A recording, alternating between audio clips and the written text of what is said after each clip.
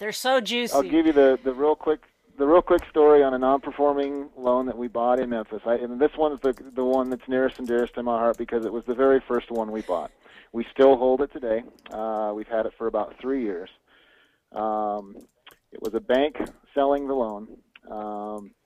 They just wanted it off their books. And you The got to property just is buy in a Memphis, one-off. Tennessee. They let you cherry pick it. It was just a one-off. The property is in Memphis, Tennessee, and it's not worth very much. It's only worth about $25,000, but it is a house. The buyer, when at one point he was almost a year delinquent on the payments. We're doing the due diligence, looking at considering buying this note, and we see that the borrower at the time they're wanting to sell it to us is only 4 months delinquent. And if you look back at the pay history, you can see that he is desperately trying to get back to current. And we're like, why would they be selling this note if this guy's still trying to bring it current? But we don't ask that question, right? Yeah, you don't want to change their minds. We ask it amongst ourselves, but we don't ask the bank that question. And so we bought the first and the second. He had a first and a second.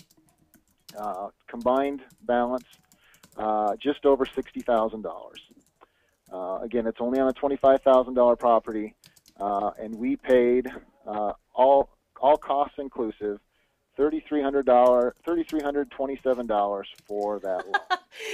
Okay, no, get specific. How many cents? Okay, all right, 33.27. All right, so that's what you paid for the unpaid balance of $60,000 on a $25,000 property. Yes. Okay, and then what happened? Yes. So immediately upon doing that, we do all the things that you have to do to transfer a loan. We sent the goodbye and the hello letters to the borrower. I called him up and let him know who I was, and we got to talking. Well, the guy admittedly was on hard times. At the time, the house was not even occupied. It was not his principal residence. They had bought it as an investment rental, and it was currently vacant, and he really didn't think it was even habitable. Regardless of all that, he was still trying desperately to get the payments current. So this is a very high maintenance borrow. I talk to him probably twice a month. Even today, I still talk to him twice a month. We text each other, we email each other, but he always does what he tells me he's going to do. If he can't make a payment this month, he's going to let me know. If he tells me that it's going to be in the overnight tomorrow, I will have the overnight on Wednesday.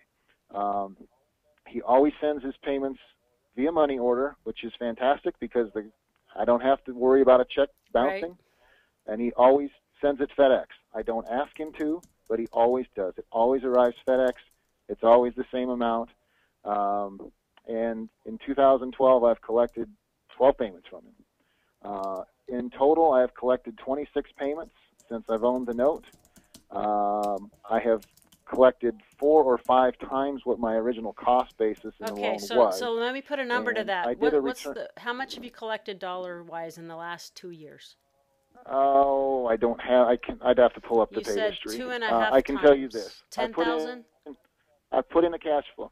What's that? Yeah, so maybe you've collected 9,000. Roughly $500 a month, so probably 13,000.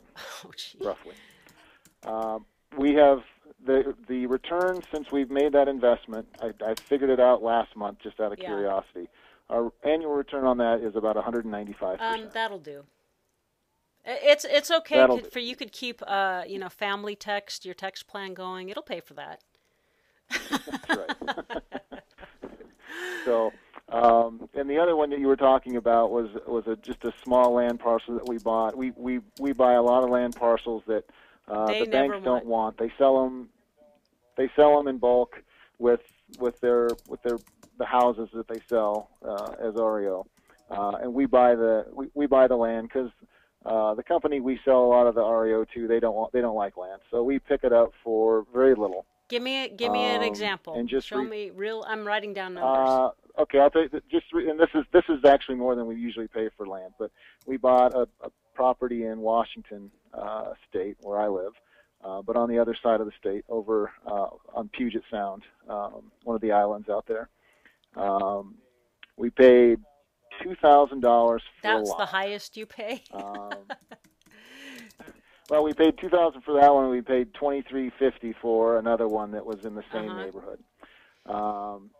We called up the realtor that had the listing before. It was listed for about $15,000. We called her up and asked her, hey, you know, what's the likelihood of getting this sold? And she says, oh, funny you mentioned that. I got an offer from the neighbor the same day that your seller pulled it off the market for $10,000 cash. So we said, well, is he still interested in buying the property for $10,000?